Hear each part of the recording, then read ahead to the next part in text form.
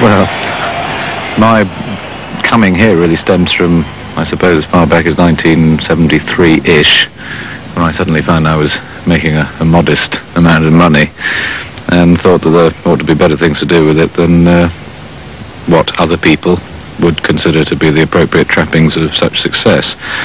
And I started back then looking for an estate in Scotland. I mean, anything from 10 acres to thousands. I used to go on tour, you see, sitting on transatlantic flights surrounded by books on fish farming and reading dressing rooms and things, trying to pick up what it was all about. And we began the testing here in '78. Having bought the estate, first thing we did, in fact, was to put a raft out there and test for oxygen, temperature, currents and so on. We did that for 9 months and put our first cage in the water, which appeared to do everything that the books suggested they might.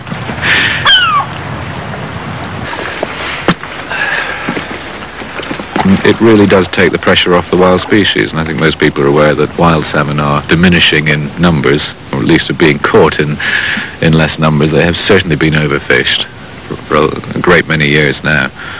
And the last 2 or 3 years have certainly seen a decline in catches and an increase effectively in the price, which has ironically made it possible to farm salmon in the first place. If the wild were more plentiful, the price would be lower, simple supply and demand, and it would not be economic to farm the species.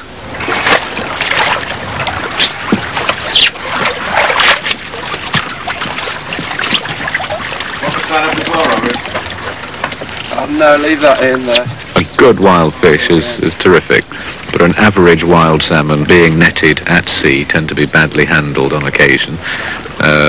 You can never really be sure how fresh the fish is if it's been in and out of boats, in and out of freeze, guts probably been left in it too long and so on. But a lot of people will actually go for farmed over wild because of consistency of quality.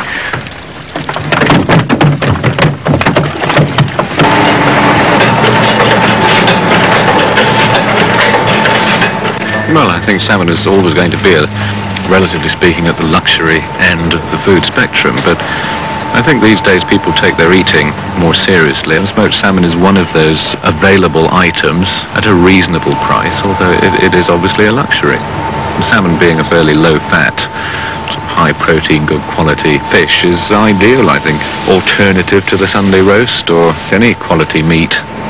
I'm a serious farmer of salmon. I muck in from time to time, you know, and I quite enjoy doing the work. But up till now, certainly, it's been down to me to provide the financing for it, which I can more easily do in the pursuit for which I'm better known.